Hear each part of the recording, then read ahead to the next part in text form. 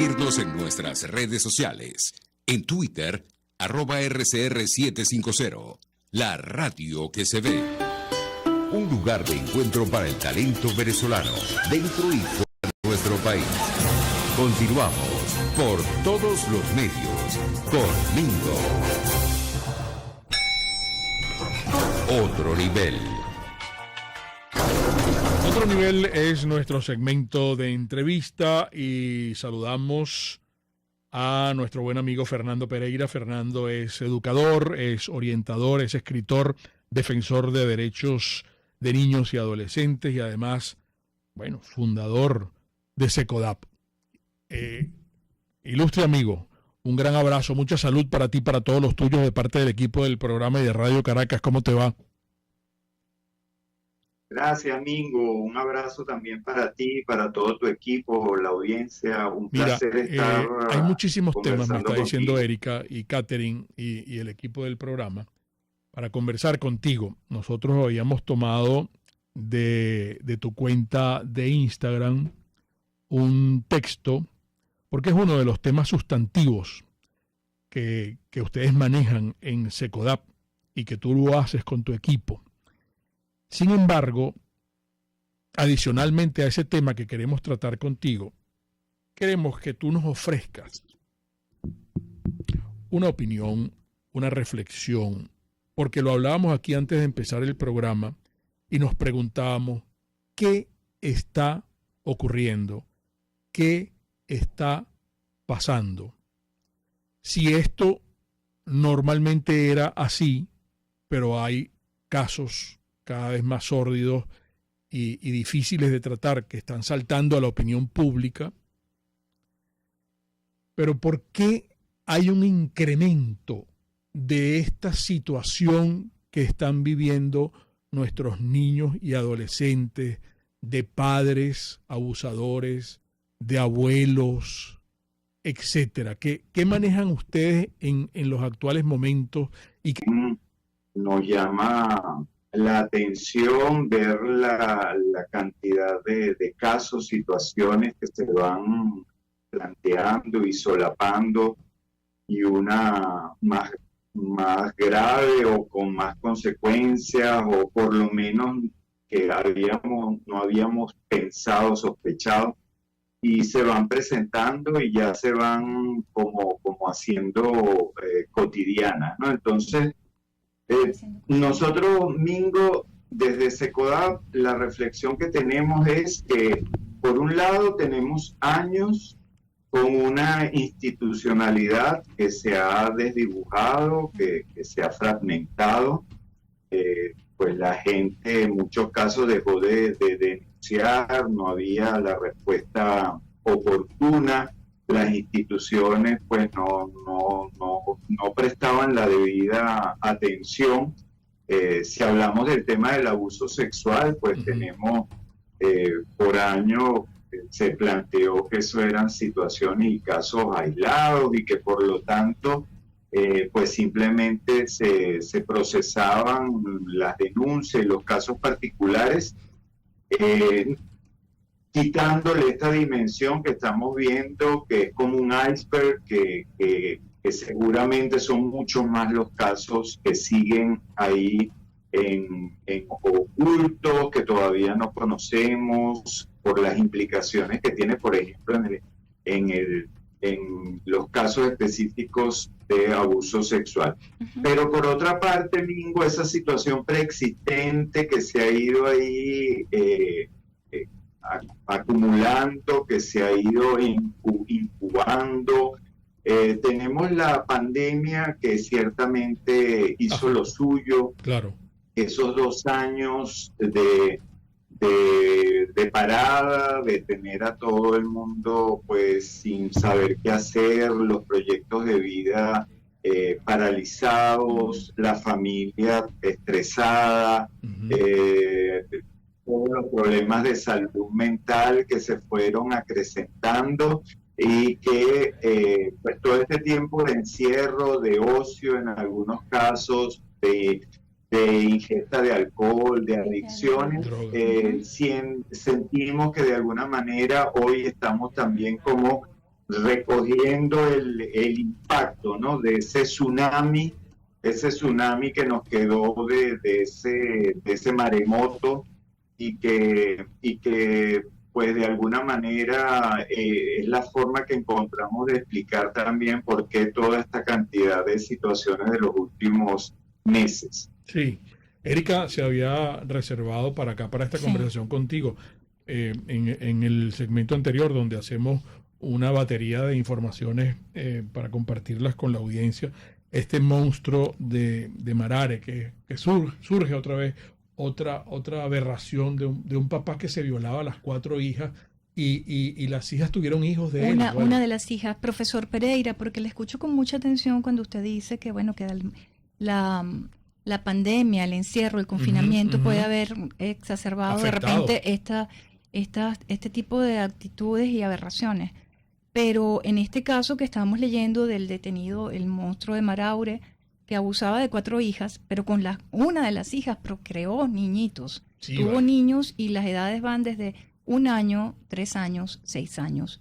Es decir, esto va más allá del confinamiento en la pandemia. Uno de los hijos que tuvo este violador ya tiene 8 años, uno de los hijos que tuvo con su hija. Y veíamos también la semana pasada el caso del monstruo de Petare, el abuelo que violó a sus 6 nietas. Sí, entonces, de 16 años hasta 4. Entonces, tal le vez están preguntando confinamiento... si eso es el pan nuestro de cada día o son casos aislados, ¿no? Sí, como decía usted. Sí, es terrible. Terrible, hay evidentemente situaciones preexistentes de incesto que han estado pues culturalmente en muchos casos también presentes, aceptadas, y ahí es donde mencionaba Mingo anteriormente el hecho de que por años pues esos problemas no estaban dentro de la agenda pública, no existieron. No había ninguna invitación a que se denunciaran. Probablemente en los últimos años, en los últimos meses, pues cuando el Ministerio Público ha lanzado toda esta campaña, pues de alguna manera está destapando, ¿no? Esa olla, habla de por lo menos 3 casos diarios que se están denunciando. Pues evidentemente muestra la omisión y la falta de atención que por años hemos tenido con estos problemas, no tener una línea de denuncia, que las familias, las comunidades, los vecinos, los propios niños sepan que pueden denunciar y que esas situaciones no están bien, que no pueden normalizarse, pues nos ha llevado a que hoy en día tengamos pues toda esta resaca, ¿no? Es otro de los puntos, ¿no?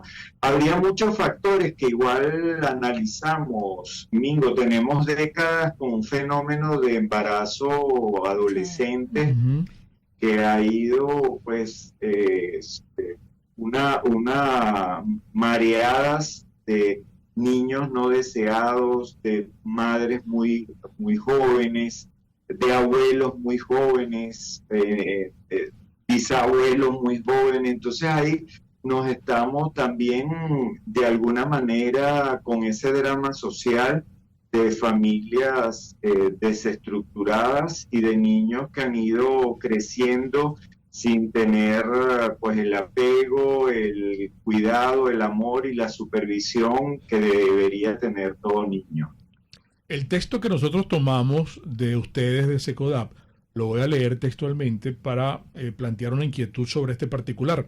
El acoso escolar es una forma de violencia que puede ser física, verbal o psicológica y que involucra no solo a la víctima y al victimario, sino también a sus padres, a los testigos del acoso y a los miembros de la institución educativa. Aquí le piden un comentario sobre lo del Colegio Humboldt, pero eso es un caso aparte. Profe, ¿usted cree de alguna manera que esto que mencionaba al principio, lo de la pandemia, ha hecho que se incremente el chalequeo en los colegios, toda vez que hoy hay clases presenciales y la no preparación de esos muchachos que hasta se han suicidado, como vimos inclusive la semana pasada, que un chamo se tira al metro, pues, y era producto de una mamadera de gallo que le tenían los compañeros, por una situación de capacidad particular que llevaba ese caso. Hay muchos otros que me imagino ustedes en Secodap puede hacer un resumen y compartir con nosotros, pues, ¿no? Sí, es bueno aclarar que no todo caso de acoso escolar culmina, tiene como desenlace fatal un suicidio, ¿no? Afortunadamente. Sin embargo, es cuando más nos damos cuenta de que es un fenómeno que está alrededor, que afecta, que hace daño, ¿no?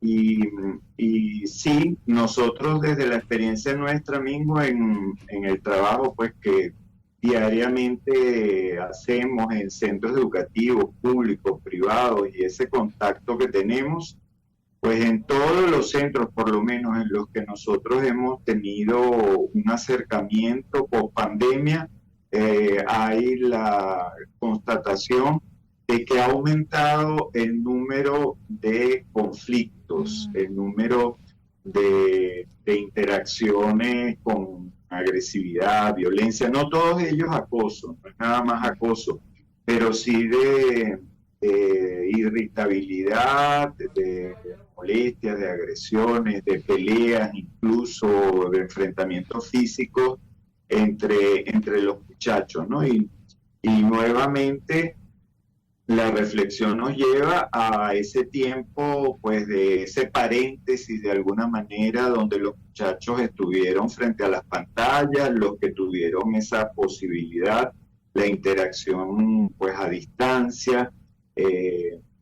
Algunos de ellos ni siquiera tuvieron esa posibilidad por las dificultades de internet, pero estando en casa, haciendo trabajos, tareas, porque te llegaba una lista de asignaciones por PDF, ¿no? Dependiendo las realidades sociales, pero esa vuelta a la escuela, esa vuelta a la presencialidad, sin duda también trajo un acumulado ahí de problemas de los muchachos en casa, de estar contenidos en algunos casos también en ambientes de agresividad, de violencia, en llegar como desbocados a unos centros educativos que en muchos casos tampoco han estado preparados de alguna manera para poder trabajar esos aspectos que vivieron durante esos meses de confinamiento, ¿no? Para poder hablar sobre lo ocurrido, la educación socioemocional que pudiera llevar a que los muchachos drenaran los duelos, las pérdidas, las preocupaciones. De alguna manera también en los centros educativos no estamos preparados para ello, los propios docentes también llevan como su procesión por dentro, y todo eso ha contribuido a que en todas partes que nosotros vamos, o por lo menos que nos invitan y nos abren las puertas de los centros educativos, hay una constatación de que hay más, no que no hubiera antes de la pandemia, pero que comparando con el periodo anterior a la pandemia, en estos momentos se percibe una mayor, un aumento de los casos que tienen que ver con los problemas de convivencia escolar, incluyendo, por supuesto, el acoso escolar. Claro. Fernando Pereira nos acompaña hoy acá en Por Todos los Medios y nos están escribiendo de todas partes. Estoy viendo Documaré del TUI, etcétera, etcétera, etcétera, y nos dicen, ese es el pan nuestro de cada día con todo esto que estamos describiendo de las aberraciones. Lo que pasa es que la mayoría no saltan a la luz pública, escriben aquí para un comentario. Esto es muy importante lo que está diciendo Fernando, porque tiene que ver con la pedagogía, y me gustó ese término de la educación socioemocional. Vamos a profundizar un poco más, pero en la próxima parte, porque tenemos un intervalo. Vamos a máster, le prestamos mucha atención a estos mensajes y en breve regresamos. Un espacio para formar la nueva opinión pública venezolana. Por Todos los Medios. Conmigo. Distasi Motors, cómo nos gusta hablarles todos los días de Distasi Motors. Saben, y les vengo mencionando que Distasin Motors históricamente en nuestro país lo hemos considerado como un concesionario y taller Honda de Venezuela, pues amplía sus horizontes y hoy también es concesionario autorizado JMC. Por eso yo quiero y los invito a que se acerquen a Distasin Motors para que conozcan in situ, para que conozcan mucho más de cerca estos vehículos, estos automóviles, estas camionetas JMC, pero además las motocicletas, amigos. ¿Dónde me dejan el departamento de motocicletas Suzuki de Distasin Motors? ¿Quiere que le dé un número para que conversen con ellos sin ningún compromiso? Lo que quieran averiguar, además lo tienen todo en su Instagram, que es Distasin Motors. El número es 0212 porque es un CanTV 2857779. Ayer en el Club Ítalo hubo un evento de la Embajada Italiana en Venezuela, un evento importante además, que me están solicitando de la embajada que lo comunique aquí, porque fue un evento musical. Lo que quiero decirles, porque estoy haciendo publicidad, es que la embajada italiana de siempre encarga todo, y esa es una gran referencia. ¿Qué mejor referencia para un negocio como la pastelería del Corso que la embajada italiana les encargue todo a ellos? Eso está dicho todo allí, pues, ¿no? Es la pastelería italiana por tradición y excelencia. Entonces no se equivoque. A la hora de encargar lo que necesite, salado o dulce, hágalo a la pastelería del Corso. Aquí 945-8497 del Corso es la pastelería italiana por tradición y excelencia. Qué bueno, y cómo me gusta hablar de Produzca todos los días. Produzca nos ofrece todos los implementos que requerimos para estar protegidos, para estar cuidados, para estar seguros en nuestros lugares de trabajo. Y los lugares de trabajo, usted puede trabajar con químicos, usted puede trabajar con altas temperaturas, usted puede trabajar donde hay impactos, usted puede trabajar donde hay soldaduras, usted puede trabajar donde hay espacios confinados. Bueno, todos esos implementos que están a la par de los grandes países en el mundo los tiene Produzca, amigos. El catálogo de Produzca, www.produzca.com. En su Instagram también está todo, @produzca.ve. Produzca es seguridad en tu empresa, de los pies a la cabeza.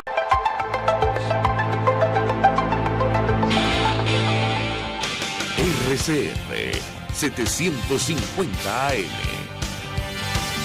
Porque lo bueno une. Un periodista espontáneo, frontal, observador, inconforme, con mucho que decir y escuchar. Regresamos por todos los medios conmigo. Claro, pero ¿cómo educas a los muchachitos? Eso hay es que un problema. Fíjate, Fernando. Fernando Pereira está con nosotros, amigo fundador de Secodap. Hay muchas cosas acá. Me impresiona que la gente nos esté contando a través del chat y también por aquí, por el teléfono, que eso es lo normal, que sorprende, por supuesto, evidentemente, pero es que ese es el pan nuestro de cada día.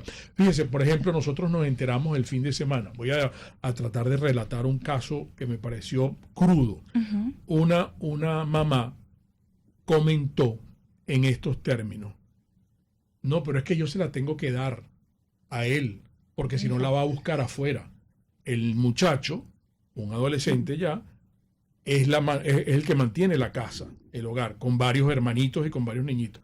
Y la mamá está confesando que acepta tener relaciones sexuales con su hijo para que no busque afuera lo que ella le da.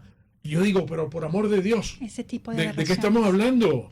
¿De qué estamos hablando, Fernando? Y entonces nos están diciendo, y ahora me entero que esto es el común denominador. Sí, y sobre todo porque hemos visto que para este año, desde enero hasta octubre, llevan un conteo de más o menos 1,000 casos de pedofilia que lleva contabilizado el Ministerio Público. Profesor. Sí, mira, internacionalmente los expertos que trabajan este tema por décadas, pues nos dicen que cuando tenemos conocimiento de un caso que se denuncia, hablan de por lo menos 10 que deben estar, pues, wow.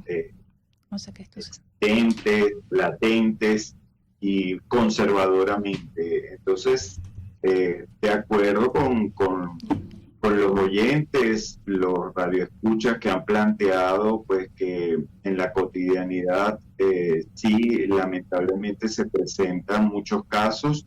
Y la invitación que se hace, y creo que esta ola que se ha planteado en torno a las denuncias, pues nosotros desde SECODAP lo que sí hemos advertido es la importancia de que la campaña a nivel de información no solamente se centre en la importancia de la denuncia, cosa que es clave, pero también que se sepa que abusar no es nada más, como todavía lo piensa buena parte de la opinión pública, de las familias, nada más penetración, y solamente se habla de abuso sexual cuando hay casos de penetración, sino que estamos hablando de abuso sexual como cualquier práctica que utiliza un adulto para satisfacerse sexualmente con un niño, con una niña, ¿no? Entonces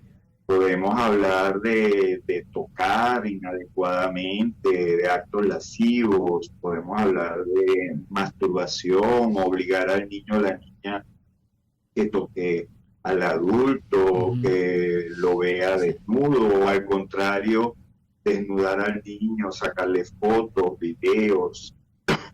Qué horror. Perdón, entonces cualquier práctica que se valga de un niño, de una niña, con un fin sexual, erótico, es una práctica de abuso sexual, ¿no? Y seguramente todos en el entorno, pues entendemos a veces la reticencia de un niño, una niña, a sentarse, ese tío o ese abuelo que sienta al niño o a la niña en las piernas, y el niño o la niña se siente incómodo porque sabe que hay algo que no está bien, claro. o que no quiere ir al cuarto de ese familiar o de ese vecino cuando lo llama que vaya a jugar o que vaya a buscar algo, ¿no? Entonces, en la cotidianidad son muchos más los casos, y cuando hacemos conscientes de las heridas psicológicas, emocionales que pueden dejar a veces este tipo de prácticas, pues nos damos cuenta de que ese espectro de abuso se amplía de forma tal que en muchas de las actividades que nosotros tenemos con adultos, mamás, papás, maestros, pues te das cuenta a los 30, 40, 50 años que tú fuiste abusado cuando eras niño, porque alguien en tu entorno hacía contigo cosas que en ese momento pues estás cayendo y estás entendiendo que podían constituir prácticas de abuso sexual. Pero Mingo, muy importante, y nosotros llamamos la atención todo el tiempo, que el abuso sexual y tener un trabajo a nivel nacional que permita atender este flagelo no es nada más procesar penalmente al abusador, al depredador, al pedófilo, como lo quieran denominar.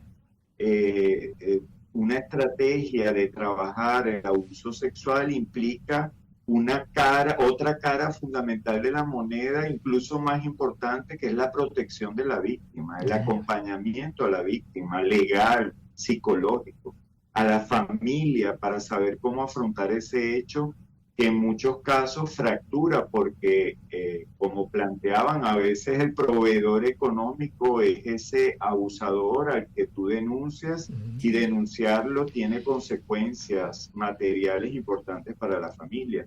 Entonces, ¿quién está atendiendo a esas víctimas de todos esos casos que se están mencionando? ¿Dónde están los equipos interdisciplinarios para poder acompañarlas, fortalecerlas, para que los servicios forenses estén adecuados, tal como lo plantea la LOGNA desde que entró en vigencia en el año 2000 y que todavía sigue siendo un pendiente, para que los servicios forenses sean adecuados, estén adecuados, amigables, para la atención de estos casos tan delicados con niños y adolescentes, que no se revictimicen, la capacitación de los funcionarios para poder llevar estos procesos sin que los muchachos a veces, como han planteado, ¿verdad?, que reviven ese trauma que significó el abuso cada vez que tienen que ser, pues, judicialmente el procesamiento de todas esas pruebas, de todos esos actos, ¿no? Entonces,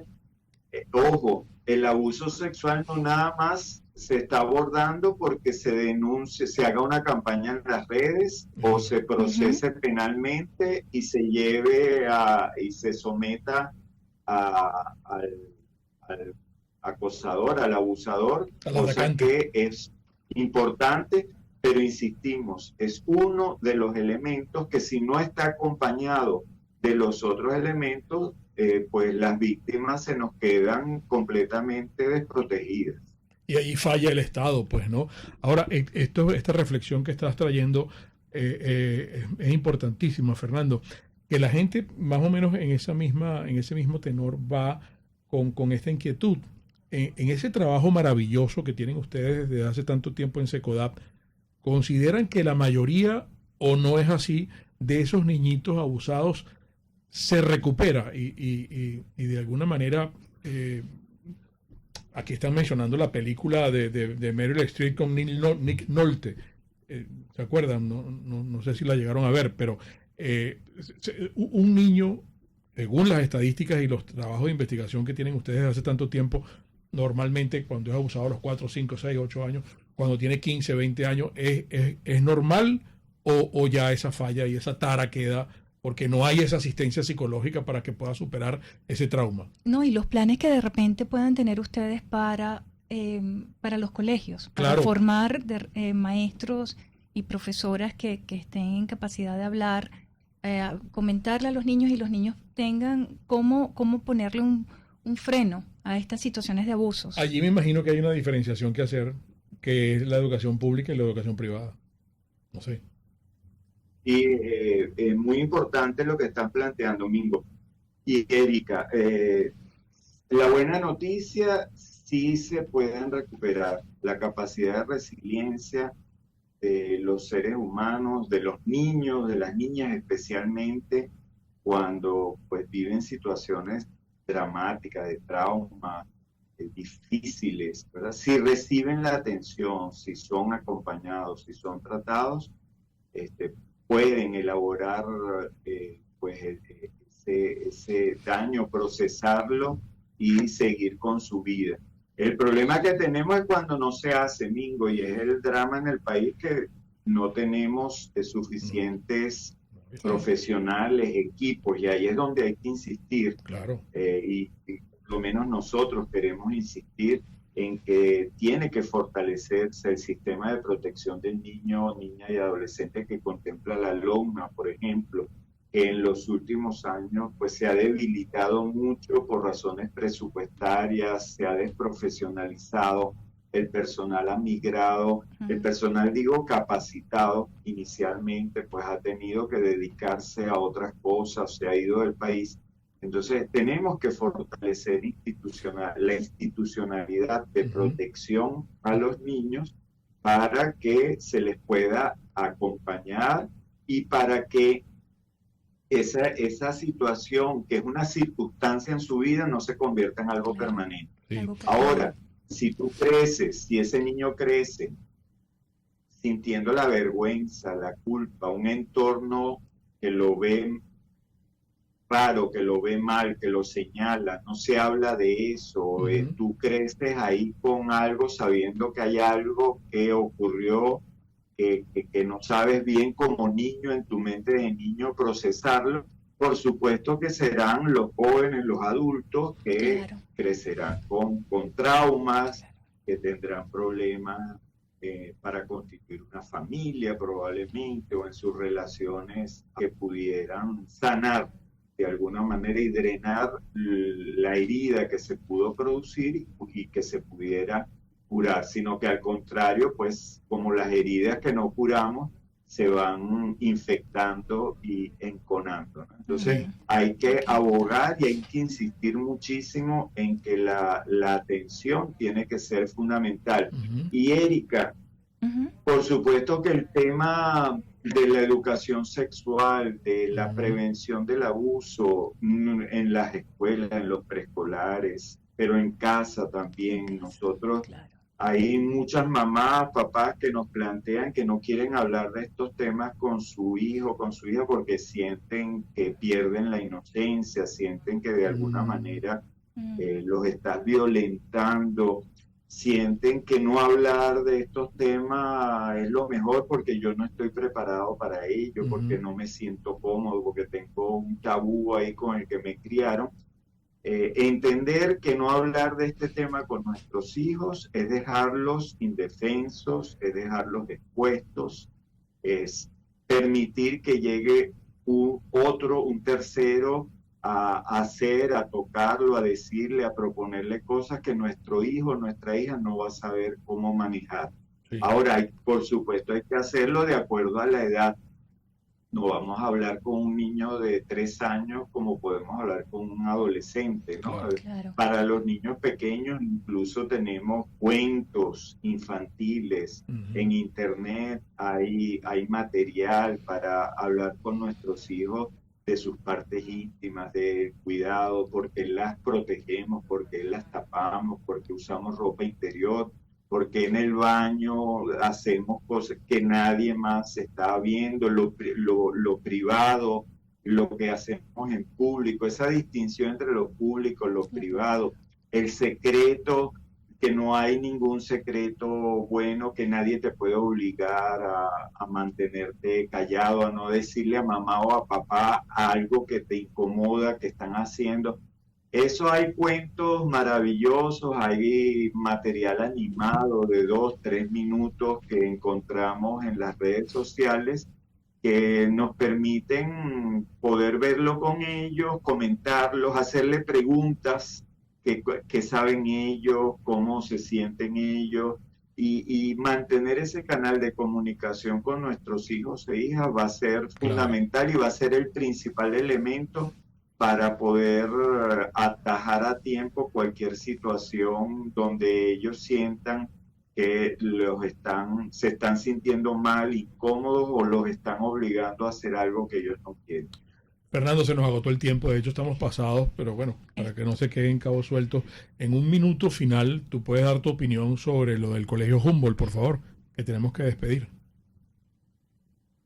Oye, Mingo, pues por supuesto nosotros desde SECODAP hemos expresado pues la tristeza, la solidaridad con las familias, pero también con toda la comunidad educativa del Colegio Humboldt por un hecho tan doloroso, tan lamentable. Abogar fundamentalmente para que se haga una investigación seria, objetiva, que no se haga pues un show, un juicio público sin tener todos los elementos del caso, que se pueda establecer, si fuera el caso, las responsabilidades, pero hacemos un llamado fundamental a que se pueda hacer unas experticias técnicas, objetivas, transparentes, y que todos, las familias especialmente, pero toda la comunidad educativa y el país, puedan conocer qué es lo que efectivamente pasó, para tomar medidas, ¿no? Medidas de prevención, y que todos en cualquier centro educativo, condominios, en casa, podamos pues proteger a nuestros niños de circunstancias similares. Los riesgos. Estupenda esta conversación contigo, Fernando, como siempre, y felicitaciones a todo tu equipo de trabajo. Fernando Pereira, educador, orientador, escritor, defensor de niños y adolescentes, fundador de SECODAP. Nos acompañó hoy acá en el programa. Gracias de nuevo. Las interpretaciones es tema difícil, mujer. Es un tema a uno muy lo complejo. deja un poco, se le arruga. Las interpretaciones finales de todo lo conversado hoy acá, como siempre, de ustedes, amigos. Y recuerden, el comunismo te quiebra las rodillas para que tengas que darle las gracias por las boletas. Hasta mañana. RCR presentó Por Todos los Medios con Mingo. Mis amigos, el programa de hoy estuvo